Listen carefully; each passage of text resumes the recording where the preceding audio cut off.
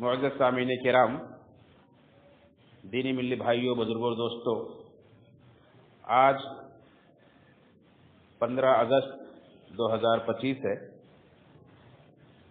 और हम सभी ये जानते हैं कि 15 अगस्त सन 1947 को हमारा मुल्क, हमारा वतन अजीज़ हिंदुस्तान अंग्रेज़ों की ग़ुलामी से आज़ाद हुआ, जिसकी आज पूरे मुल्क में खुशी मनाई जाती है। अल्लाह ताला हमारी इस खुशी को सलामत रखे, हमारे मुल्क के अंदर अमन व अमान बहाल रखे और अल्लाह ताला इसे नजर बद से बचाए। इस मुनासिबत से आज के खुतबे जुमा का उन्वान है हिंदुस्तान की आज़ादी में मुसलमानों की कुर्बानियाँ। ये आज़ादी जो हमें और आपको नसीब हुई, ये ऐसे ही हंसते खेलते नहीं नसीब हुई, ये बड़ी आसानी से नहीं मिली। इसके लिए बड़ी कुर्बानियाँ देनी पड़ी और पूरे मुल्क ने कुर्बानी दी, अपने अपने अंदाज में, अपने अपने हिसाब से। हमारे असलाफ ने जो भी उस वक्त मौजूद थे, उन्होंने हर तरह की कुर्बानियाँ दी, लेकिन इसमें पेश पेश मुसलमान थे। सबसे आगे क़यादत मुसलमान कर रहे थे। क्यों? इसलिए कि जिस वक्त अंग्रेज हिंदुस्तान पर काबिज हुए, उस वक्त हुकूमत किसकी थी? उस वक्त तकरीबन 800 साल से मुसलमान हिंदुस्तान के ऊपर हुकूमत करते चले आ रहे थे। हुकूमत मुसलमान से छीनी जा रही थी, इसलिए मुसलमान लड़ रहे थे। दूसरी एक वजह अहम ये थी कि अंग्रेज सिर्फ तिजारत के बहाने आकर के अपनी तिजारत नहीं फैलाए, बल्कि हिंदुस्तान पर कब्जा भी किया। और सिर्फ कब्जा नहीं किया, बल्कि अपना मजहब भी बड़े बड़े पादरी और पौप को ला करके वहां से यहाँ ईसाईयत की तबलीग भी करते थे। और उनकी राह में सबसे बड़ी रुकावट जो बने हुए थे, मुसलमान ही बने हुए थे। उनके पादरियों से मुनाजरे करके उन्हें जो शिकस्त फाश देते थे, वो मुसलमान ही थे। और इसमें सरे फहरिस्त मुनाजरे इस्लाम, फातिह कादियान, शेर पंजाब, शेख सनाउल्लाह अमृतसरी रहमतुल्लाह अलैह का नाम बड़ा नुमाया है। और भी बहुत बड़े बड़े मुनाजिर उलमाए किराम हिंदुस्तान के अंदर उस आज़ादी से पहले के दौर में हुए। तो ये असबाब थे। इसलिए हिंदुस्तान की आज़ादी की जब बात की जाती है तो आमतौर पर सन 1857 की जंग से शुरू की जाती है, जिसे गदर कहा जाता है, और उसके बाद की तारीख बयान की जाती है। हालांकि उससे पहले की तारीख को ये नहीं बयान करता है, इसलिए कि उससे पहले कब्जा किया जा रहा था अंग्रेजों की तरफ से और दिफा मुसलमान कर रहे थे सिर्फ। लेकिन जब कब्जा हो गया पूरी तरह से, लोगों को इस बात का एहसास हो गया कि हम गुलाम बन चुके हैं, तो उसके बाद पूरे मुल्क के अंदर एक बगावत उठी अंग्रेज के खिलाफ, और मुल्क के हर फर्द ने इस बात को महसूस किया कि हमें इनसे आज़ादी चाहिए। तो इसलिए आप लोग 100 साल की तारीख सुनते हैं, लेकिन उससे पहले जो जंग हो रही थी उसकी तारीख आप आमतौर पर नहीं सुनते। आइए देखें कि अंग्रेज किस तरह से और कब हिंदुस्तान के अंदर आए और कब कैसे उन्होंने कब्जा किया। तो ये सन 1612 ईस्वी की बात, जब मुगल बादशाह औरंगजेब आलमगीर के दादा जहांगीर की हुक्मरानी थी। उस वक्त अंग्रेज ब्रिटिश ईस्ट इंडिया कंपनी के नाम से यहाँ कदम रखते हैं, अपनी तिजारती गरज से आते हैं और कदम जमाते हैं। लेकिन धीरे धीरे जब ये अपनी फौज भी बना लेते हैं और अपनी ताकत बढ़ाने लगते हैं, आगे चल करके सन 1661 हिजरी में जब औरंगजेब आलमगीर की हुकूमत आती है, औरंगजेब ये महसूस करते हैं कि ब्रिटिश के अज़ाइम ठीक नहीं है, तो ये भगा देते हैं, इन्हें निकाल देते हैं मुल्क से। लेकिन फिर दोबारा ये मिन्नत और समाजत करके तिजारत की परमिशन ले लेते हैं और उसके बाद फिर से ये मद्रास के अंदर अपनी ईस्ट इंडिया कंपनी कायम करते हैं। और इस तरह से जो साहिली इलाके हैं, जैसे मुंबई है, मद्रास है, कलकत्ता है, ان علاقوں پر اپنی کمپنی کو بڑھانے کے لیے یہ جگہیں خریدتے ہیں. یہ کلکتہ کے اندر کلکتہ پورا خرید کر کے وہاں باقاعدہ اپنا ایک قلعہ بنا لیتے ہیں. اور اسی طرح سے اس کے بعد کرناٹک پر بھی یہ ان کا قبضہ ہو جاتا ہے اور دیکھتے دیکھتے یہ اپنا اثر و رسوخ کافی بڑھا لیتے ہیں. یہاں تک کہ حکومت میں بھی ان کی چلنے لگتی ہے. جس طرح سے کوئی بزنس مین بہت ترقی کر جاتا ہے, آج ہم دیکھتے ہیں بڑے بڑے اڈانی امبانی وغیرہ کی کس طرح سے چلتی ہے. تو اس طرح سے اتنے پاورفل ہو جاتے ہیں کہ حکومت بھی انہیں نظر انداز نہیں کر سکتی. اور ادھر سن 1707 کے اندر اورنگزیب عالمگیر کا انتقال ہو جاتا ہے, جو 50 سال تک جنہوں نے ہندوستان کے اوپر حکمرانی کی اور جنہوں نے ہندوستان کو بہت پاورفل اور بہت وسیع بنا دیا تھا.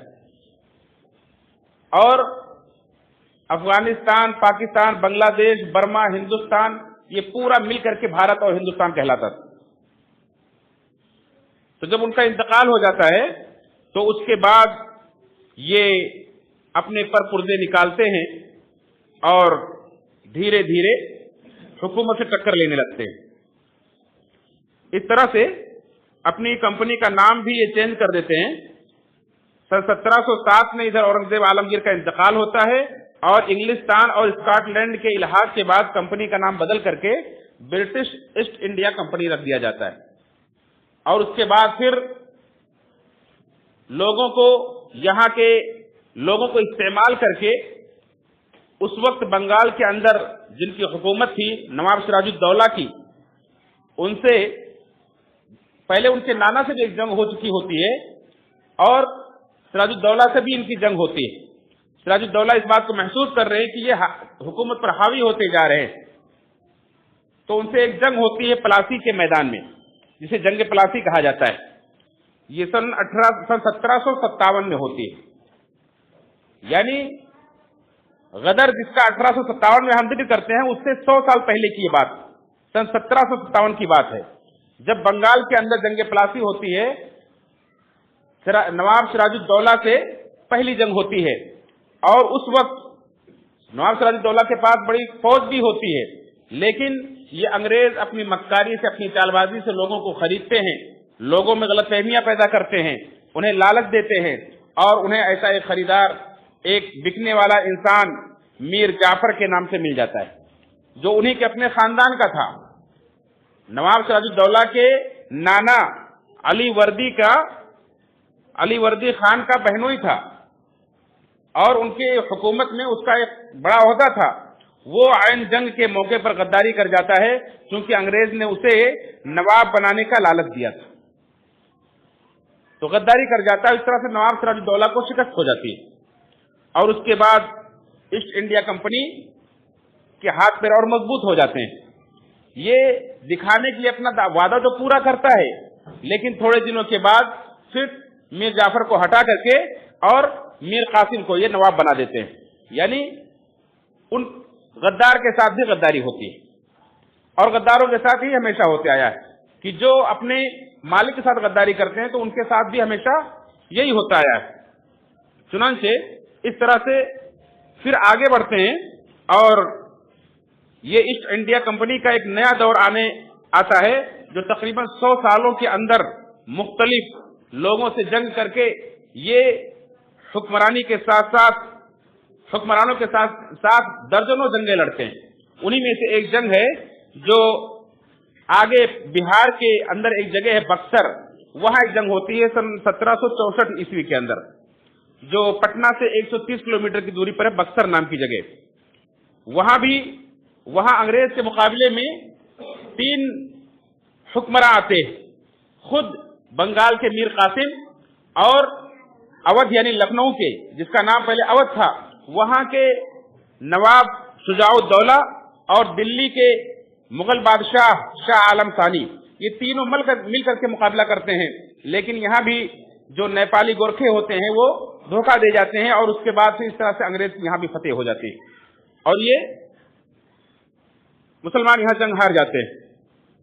اسی طرح سے آگے چل کر کے जब इनकी ताकत बढ़ती हुई महसूस होती, और उसी दौरान शाह वलीउल्लाह मुहद्दिस देहलवी रहमतुल्लाह अलैह जो मक्का गए थे पढ़ने के लिए, जिनकी पैदाइश 1703 के अंदर होती है, वो 1740 ईस्वी के अंदर मक्का के अंदर एक बड़े मुहद्दिस अबू ताहिर मदनी से इल्म हदीस सीख करके आते हैं, और हिंदुस्तान के अंदर जब यहाँ के हालात को देखते हैं, महसूस करते हैं, तो मुसलमानों के अंदर दीनी और जिहादी रूह फूंकने के लिए कुरान करीम का फारसी में सबसे पहला तर्जुमा करते हैं, और यहाँ लोगों को सही इस्लाम पहुंचाते हैं, और अंग्रेजों की ताल्लुक से लोगों को आगाह करते हैं, और इस सिलसिले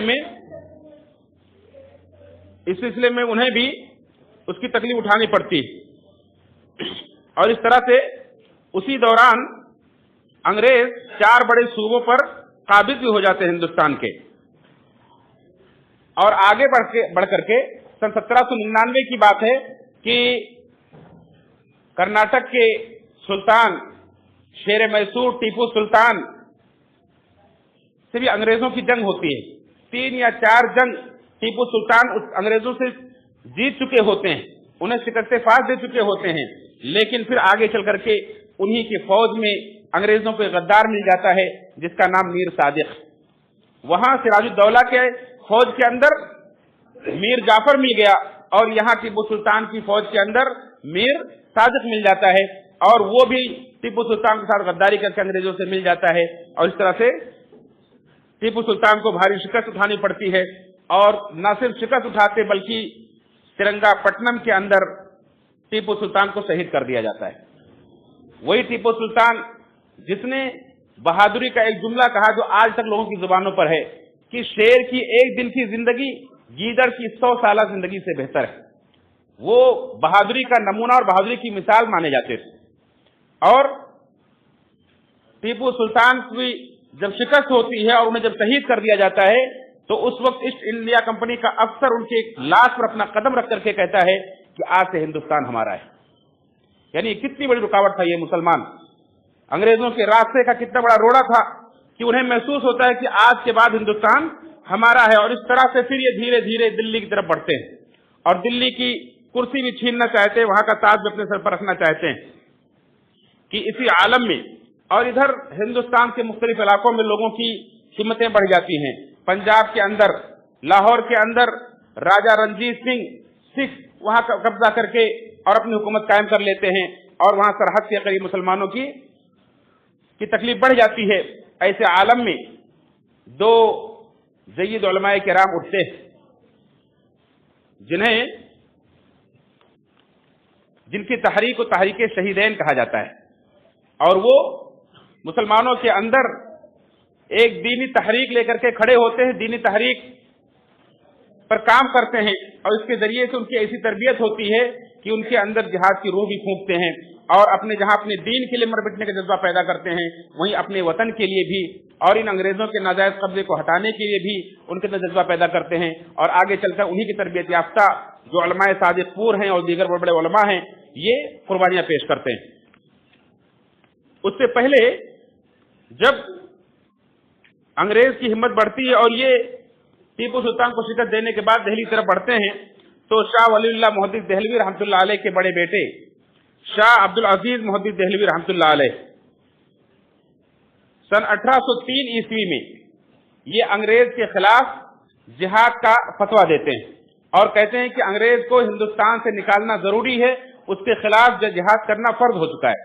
और इस तरह से मुसलमानों के अंदर जिहाद की रूह फूंकते हैं। लेकिन जाहिर सी बात है, मुसलमान जो अपने दीन से सही मानों में वाकिफ हो तब उसको ये फतवे असर करते हैं, वरना जब दीन ही बिगड़ा हुआ हो उस वक्त मुसलमानों की दीनी हालत भी कुछ ठीक नहीं थी।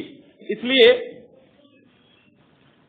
शाह इस्माइल शहीद रहमतुल्लाह अलैह और सैयद अहमद शहीद रहमतुल्लाह अलैह, इन दोनों ने मुसलमानों की दीनी बदहाली का जायजा लिया और दीन की दुरुस्तगी के लिए एक तहरीक चलाई, और पूरे हिंदुस्तान के अंदर घूम घूम करके लोगों के यहाँ जा करके लोगों के अकायद दुरुस्त करवाए, लोगों के आमाल दुरुस्त कराए। खुल्लम खुल्ला शिरक हो रहे थे, खुल्लम खुल्ला बिदआत का रवाज था, बाकायदा उसे दीन बना लिया गया था, और बहुत सारे गैर इस्लामी रस्म रिवाज को इस्लाम का नाम दे दिया गया था। यहाँ तक कि बेवाओं वगैरह की शादी को बाकायदा बिल्कुल ऐब समझा जाता था। तो इस तरह से ان کی یہ حالت درست کی، اور جب محسوس کیا کہ ہمارے مسلمان بھائی لاہور کے اندر پریشان ہیں اور صرف حکومت وہاں باقاعدہ اسلام کے شعار مسجد کے اوپر قبضہ کر کے بیٹھی ہے، مسجد کو استبل بنا کے رکھی ہے، وہاں ان کے گھوڑے باندھے جاتے ہیں، ان کے کمروں کے اندر ان کے فوجی ٹھہرتے ہیں، تو انہوں نے بالا کوٹ کا رخ کیا اور اس طرف جا کر کے وہاں لاہور کو اور سرحد کو اپنا مرکز بنا کر کے ان کے خلاف جنگ چھیڑی۔ آخرکار انہیں بھی اپنے ہی مسلمان افغان مجاہدوں کی غداری کی وجہ سے اور ان کے بغاوت کی وجہ سے انہیں بھی وہاں نقصان اٹھانا پڑا، اور یہ دونوں عظیم مرد مجاہد یہ دونوں شہید ہو گئے، شاہ اسماعیل شہید رحمۃ اللہ علیہ اور سید احمد شہید رحمۃ اللہ علیہ۔ انگریز کہتے تھے کہ ہمیں 3 کتابوں سے بڑا ڈر لگتا ہے، ایک شاہ اسماعیل شہید رحمۃ اللہ علیہ کی تقویۃ الایمان، اور دوسری سید احمد شہید رحمۃ اللہ علیہ کی ملفوظات شہید، اور تیسری شرح وقایہ کی کتاب الجہاد۔ اس سے بڑے گھبراتے تھے۔ حالانکہ تقویۃ الایمان ایک آدمی حیران ہوگا کہ یہ تو جہاد کا اس میں کوئی تذکرہ ہی نہیں ہے، یہ تو صاف طور پر عقائد کو درست کرنے والی کتاب ہے، لیکن شرک کے خلاف اس کے اندر جس طرح سے اعلان جہاد کیا گیا ہے وہ انگریز سمجھتے تھے کہ یہ ہمارے خلاف بھی، یہ ہمارا ساتھ بھی کبھی نہیں دے سکتے۔ اسی لیے ایک انگریز نے ایک کتاب لکھی، اور ڈاکٹر ہنٹر جس کا نام ہے اس نے لکھا آور انڈین مسلمان، انگلش میں کتاب لکھی، اور اس میں باقاعدہ اس نے یہ تاثر دیا اور انگریزوں کو، ایسے لوگوں کو جو شرک و بدعات سے لوگوں کو روکنے والے ہیں، یعنی جنہیں اہل حدیث کہا جاتا ہے، ایسے لوگوں کو وہابی کا لقب دے کر کے انگریزوں کا سخت کٹر دشمن بنا دیا۔ اور ڈاکٹر تارا چند نے بھی، جو کہ ایک ہندو مصنف مورخ ہیں، انہوں نے اپنی کتاب کے اندر لکھا ہے کہ ہندوستان کی تاریخ تو اصل میں تاریخ اہل حدیث ہے، کہ جنہوں نے انگریزوں سے کبھی مصالحت نہیں کی، کبھی مفاہمت نہیں کی، یہ ہمیشہ ان کے سامنے ڈٹے رہے، اسی لیے وہ سخت ان کے دشمن بنے رہے۔ جہاں بھی انہیں نام نظر آئے کہ کوئی وہابی ہے تو اس کو سب سے پہلے اپنا سب سے کٹر دشمن سمجھتے تھے۔ یہاں تک کہ جب کالا پانی کی سزا ہو رہی تھی تو اس وقت صرف اس بنا پر شیخ احمد اللہ، مولانا احمد اللہ صاحب کو، جو کہ 80 سال کی عمر کو پہنچ چکے تھے اور آخری سانسیں لے رہے تھے، ان کے بھانجے مولانا لیاقت علی صاحب کے چھوٹے بھائی، مولانا لیاقت علی صاحب کے یہ بڑے چھوٹے بھائی تھے، اور ان کے بھانجے نے کہا، حکمراں سے درخواست کی، افسروں سے درخواست کی کہ ہمارے ماموں ہیں اور آخری سانس لے رہے ہیں، 80 سال کی عمر ہو چکی ہے، انہیں ذرا میرے پاس رہنے کی اجازت دے دی جائے تاکہ میں ان کی خدمت کر سکوں۔ لیکن اس نے کہا کہ نہیں، آپ چونکہ وہابی ہیں اس لیے آپ کو سہولت نہیں مل سکتی۔ یہ انگریزوں کے نظر میں یہ سب سے کٹر مانے جاتے تھے کہ یہ کبھی جھکنے والی قوم نہیں ہے۔ لہذا میں عرض یہ کر رہا تھا کہ شاہ اسماعیل شہید اور سید احمد شہید رحمۃ اللہ علیہ نے اپنی کتاب سے، اپنی زبان سے، اپنی تلوار سے، ہر طرح سے انگریزوں کے خلاف مورچہ سنبھالا اور مسلمانوں کے اندر روح پیدا کی، روح بیدار کی، اور اس طرح سے یہاں تک کہ وہ بھی اللہ کے یہاں دام شہادت نوش کر کے چلے گئے، لیکن مسلمانوں کے اندر ایک روح پیدا کر کے چلے گئے، اور انہی کی تربیت یافتہ لوگ آگے چل کر کے انگریزوں کے راستے پر رکاوٹ بنے رہے، جس میں علماء صادق پور، جس کا نام آج کل پٹنہ ہے، جس کا نام کبھی عظیم آباد ہوا کرتا تھا، اسی کا ایک شہر ہے جسے صادق پور کہا جاتا ہے، جو عید کے دن انگریزوں نے پورا بلڈوزر سے اسے زمیندوز کر دیا تھا، اور جس کے اوپر آج بھی پٹنہ کا جو میونسپل کارپوریشن کی بلڈنگ ہے اسی کے انہی کے مکانات کے اوپر بنی ہوئی ہے۔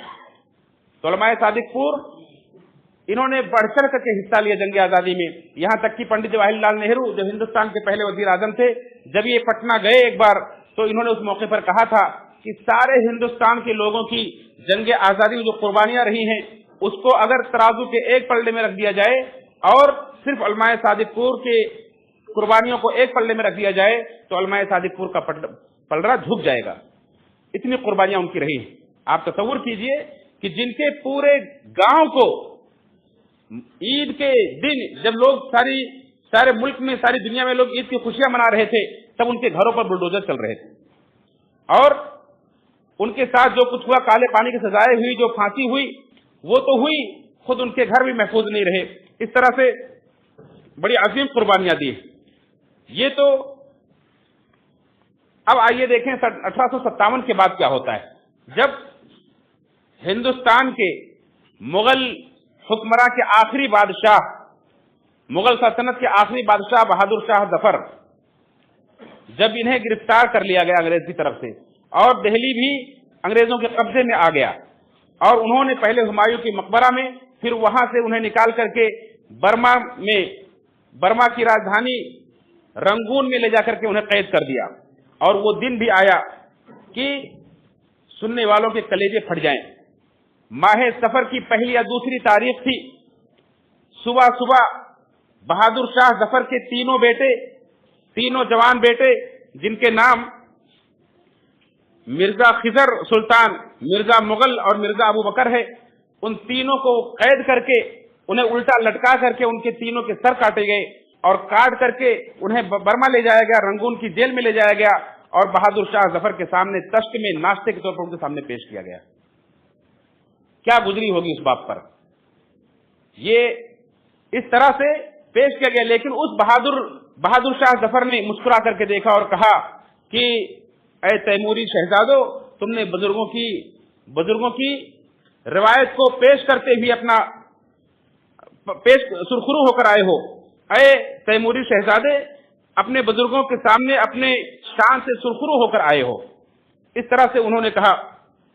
बहादुर शाह जफर को अपने मुल्क से क्या मोहब्बत थी, उसको उन्होंने एक शेर में कहा है, जिसे आप सुनते रहते होंगे कि लगता नहीं है दिल मेरा उजरे दयार में, किसकी बनी है आलम नापायदार में।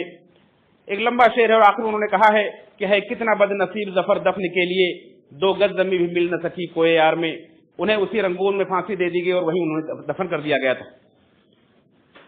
तो सन 1857 में उन्हें जब कैद करके उन्हें जब फांसी दे दी गई, अब हिंदुस्तान के तमाम बाशिंदों को यह महसूस हुआ कि पूरा मुल्क अंग्रेजों के कब्जे में आ चुका है, जो कि एक लुटेरे लोग हैं, हमारे मुल्क को लूट करके अपने यहां ले जाना चाहते हैं और हमें गुलाम बना करके रखे हैं।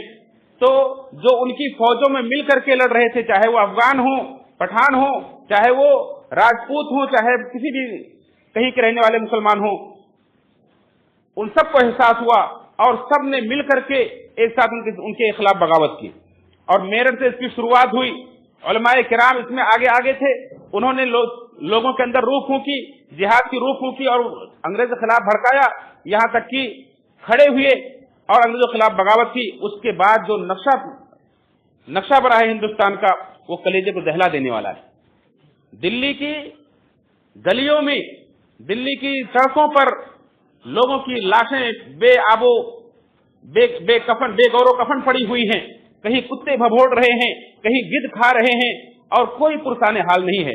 खून की नदियां जारी हैं और दरख्तों पर देखेंगे तो लोगों की लाशें लटकी हुई है, फांसियों पर चढ़े हुए हैं। यहां तक कि लाल किला का वो गेट, जिसे लाहौरी गेट कहा जाता है, वहां से लेकर के पिशावर तक, अंग्रेज खुद लिखता है कि वहां से लाहौरी गेट से लेकर पिशावर तक कोई भी दरख्त ऐसा नहीं था जिस पर 1 ना 2 लोगों की लाशें न लटक रही हो। वो हाथियों पर बिठा करके ले जाते थे, गले में रस्सी डाल करके और दरख्त से लटका दिया करते थे। यहां तक कि मोरखीन ने लिखा है कि सन 1857 के बाद जो हालत हुई है कि फैजाबाद के आसपास के इलाकों में कहीं दरख्त नजर नहीं आते थे। क्यों? इसलिए कि इस कदर कसीर तादाद में हिंदुस्तानियों को कत्ल किया गया था कि या तो उन दरख्तों को काट करके उनकी हिंदू है तो उनकी चिता बना दी गई थी, अगर वो मुसलमान है तो उनके कब्र के तख्ते बना दिए गए थे। दरख्त ही नजर नहीं आते थे पूरे इलाके में। और क्यों ना हो, आप पूरी दुनिया की तारीख देख डालें, जहां भी जंगें हुई हैं अपने आजादी के लिए, उतना कत्ल नहीं हुआ है जितना हिंदुस्तान के अंदर अंग्रेजों ने नस्लकुशी की है। यहां आप देखेंगे कि फिलिस्तीन के अंदर भी एक बरसों से जंग जारी है। सन विकिपीडिया आजाद दायरतुल मारिफ के रिपोर्ट के मुताबिक फिलिस्तीन के अंदर सन 1967 से लेकर 2009 तक की रिपोर्ट ये कि वहां 3 लाख लोगों का कत्ल हुआ। इराक के अंदर सन 1990 से लेकर के 2009 तक 41 लाख कत्ल किए गए। अफगानिस्तान के अंदर 2001 से लेकर के 2009 तक 30 लाख से 70 लाख लोग कत्ल किए गए। लेकिन हिंदुस्तान का जब नाम आता है, हिंदुस्तान के अंदर सन 1757 से लेकर के सन 1947 तक 1 अरब 80 करोड़ लोगों को कत्ल किया गया। 1 अरब 80 करोड़ लोगों को कत्ल किया गया। और صرف قتل نہیں کیا گیا، اس طرح سے ان کی حالت کی گئی، عورتوں کی عزت لوٹی گئی، مردوں کو قید کر کے انہیں آپس میں بدفعلی کرنے پر مجبور کیا گیا، انہیں پھانسی دی گئی اور پھانسی پر کئی کئی گھنٹے انہیں لٹکائے رکھا گیا، انہیں کالا پانی کی سزائیں دی گئی۔ کالا پانی کسے کہتے ہیں؟ یہ جزیرہ انڈمان نکوبار جو کلکتہ سے آگے سمندر کے بیچ میں ایک بے آب و گیا جزیرہ ہے اور ایک کھنڈر جیسا علاقہ ہے، اس کو انگریزوں نے جیل خانہ بنا رکھا تھا اور لوگوں کو یہاں سے قید کر کے وہاں لے کر جاتے تھے۔ مولانا یحییٰ علی اور مولانا جعفر تھانیسری اور مولانا احمد اللہ صاحب اور اس کے علاوہ اور بہت سارے لوگوں کو یہ قید کر کے ان کے ہاتھوں میں ہتھکڑیاں اور پیروں میں بیڑیاں ڈال کر کے ان کو مارچ کراتے ہوئے کبھی دہلی سے لاہور اور وہاں سے ملتان اور پھر ممبئی اور پھر یہاں سے کشتی کے ذریعے سے کلکتہ اور کلکتہ سے پھر جزیرہ انڈمان نکوبار یعنی کالا پانی وہاں پہنچا دیا جاتا تھا۔ اور وہاں بھی جو جاتا تھا وہاں پھر مشکل کی کوئی لوٹ کر آتا ہو، وہاں یا تو اپنی موت آپ مر جاتے تھے یا تو پھر انہیں وہاں کبھی گولی مار دی جاتی تھی یا تو پھانسی پہ لٹکا دیا جاتا تھا۔ بہت کم لوگ ہیں جو وہاں سے لوٹ کر کے آئے ہیں۔ 20 سال کی جیل کاٹ کر کے اور سزا کاٹ کر کے مولانا جعفر تھانیسری صاحب وہاں سے لوٹ کر کے آئے ہیں تو انہوں نے کتاب لکھی کالا پانی، بلکہ 2 کتابیں انہوں نے لکھی ہے جو پڑھنے کے لائق ہے۔ تو اس طرح سے میرے بھائیوں ہندوستان کو اس طرح سے انگریزوں نے غلام بنایا اور اس کے بعد اس طرح سے آزمائش میں انہیں ڈالا، لیکن ایک ایک کی کہاں سے واقعات میں حضرات کے سامنے بتلاؤں، وقت بڑا مختصر ہے۔ میں نے مولانا احمد اللہ صاحب کا واقعہ آپ کو سنایا، اسی طرح سے ایک اور مجاہد آزادی ہیں جنہیں فضل حق خیر آبادی کہا جاتا ہے، یہ ایک فلسفی اور ایک مذہبی عالم تھے، لکھنؤ کے اندر قاضی القضات تھے، انہیں بھی کالا پانی سزا دی گئی اور انہیں وہاں جا کر کے پھانسی دے دی گئی۔ اسی طرح سے شیر علی خان ایک افغان مجاہد ہیں جن کا نام بھی آپ نے نہیں سنا ہوگا، انہیں بھی کالا پانی کی سزا ہوئی اور انہوں نے ایک بڑا کارنامہ انجام دیا کہ ہندوستان کے اندر انگریزوں کی طرف سے 24 وائسرائے آئے لیکن کسی کا عہدے پر رہتے ہوئے کبھی قتل نہیں ہوا، صرف ایک وائسرائے جو 6واں وائسرائے تھا وہ لارڈ مایو آیا تھا، جس کے نام سے لکھنؤ کے اندر آپ دیکھیں گے وہاں ہاسپٹل وغیرہ بنے ہوئے ہیں اس کے نام سے، لارڈ مایو کے نام سے۔ وہ جب کالا پانی کا جائزہ لینے کے لیے وہاں گیا، جزیرہ انڈمان نکوبار جب گیا تو شیر خان جنہیں کالا پانی سزا ہو رہی تھی اور انہیں یہ ڈیوٹی دی گئی تھی، ان کے اخلاق اور ان کے رکھ رکھاؤ کو دیکھ کر کے انہیں ایک آزادی دی گئی تھی کہ کہیں بھی لوگوں کے پاس آ جا سکتے ہیں اور وہ لوگوں کے بال وغیرہ بنایا کرتے تھے۔ جب انہیں پتا چلا کہ لارڈ مایو یہاں آیا ہوا ہے تو انہوں نے وہیں سے اپنا اس طرح تیز کرنا شروع کر دیا کہ جیسے ہی موقع ملے گا اسے زندہ نہیں جانے دیں گے۔ اور ایک دن شام کے وقت جب وہ پہاڑوں کے اوپر ڈوبتے سمندر کو ڈوبتے ہوئے سورج کو دیکھنے کے لیے گیا تھا تو اس وقت انہوں نے موقع پا کر کے اس کے اوپر حملہ کیا اور چھرے سے کئی وار کر کے وہیں اس کو جہنم واصل کیا اور بھاگے بھی نہیں بلکہ وہیں گرفتار کیے گئے اور اس کے بعد انہیں بھی پھانسی دے دی گئی۔ اس طرح سے ایسے ہی شیخ الہند مولانا محمود الحسن دیوبندی رحمت اللہ علیہ جو دارالعلوم دیوبند کے پہلے شاگرد ہیں اور دارالعلوم دیوبند کے پہلے صدر مدرس بھی ہیں، انہوں نے بھی جنگ آزادی میں حصہ لی اور انہوں نے کابل سے ایک تحریک شروع کی ریشمی رومال، لیکن انہیں بھی گرفتار کر لیا گیا، انہیں مالٹا میں قید کر دیا گیا تھا۔ ایسے ہی امام الہند مولانا ابوالکلام آزاد رحمۃ اللہ علیہ، ان کا نام کون نہیں جانتا ہے، جنہیں امام الہند کہا جاتا ہے، جو سن 1899 میں غالباً سن 1899 میں ہندوستان آتے ہیں، ان کی پیدائش مکہ میں ہوتی ہے لیکن ہندوستان آتے ہیں، ہندوستان کا جائزہ لیتے ہیں تو چھوٹی سی عمر میں انہوں نے محسوس کیا یہاں کے لوگوں کی تکلیفوں کو اور اس میں جنگ آزادی میں حصہ لیا۔ اللہ نے جو بھی صلاحیت انہیں دی تھی انہوں نے باقاعدہ ہلال جاری کر کے، یعنی جس طرح سے بھی لوگوں کے پاس جو بھی صلاحیتیں تھی اس کا استعمال کرتے تھے، انہوں نے ایک پرچہ جاری کیا الہلال نام سے کلکتہ کے اندر اور اس کے ذریعے سے مسلمانوں کو اور لوگوں کو بیدار کیا، انگریزوں کے خلاف ابھارا، یہاں تک کہ انگریزوں نے ان کے اس پرچے کو بند کر دیا۔ پھر بعد میں انہوں نے سن 1915 کے اندر انہوں نے البلاغ نام سے پرچہ جاری کیا، یہاں تک کہ اس کی بھی جب دیکھا کہ لوگوں میں بڑا چرچا ہے اور لوگوں کے اندر بیداری آ رہی ہے تو انہیں باقاعدہ کلکتہ سے ہی نکال دیا گیا اور اس کے بعد انہیں بھی جیل کے اندر ڈال دیا گیا۔ 15 سال انہوں نے جیل کے اندر گزارے اور اسی جیل میں رہتے ہوئے ان کی اہلیہ کا انتقال بھی ہو گیا۔ جیل میں رہتے ہوئے انہوں نے کئی کتابیں بھی لکھی۔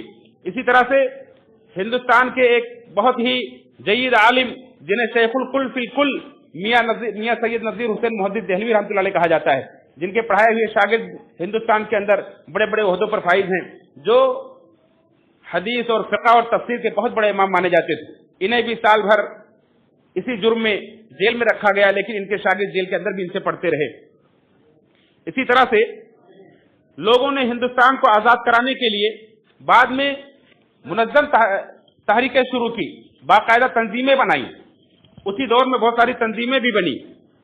خود سب سے پہلی تنظیم جو بنی وہ انڈین نیشنل کانگریس کی تنظیم بنی۔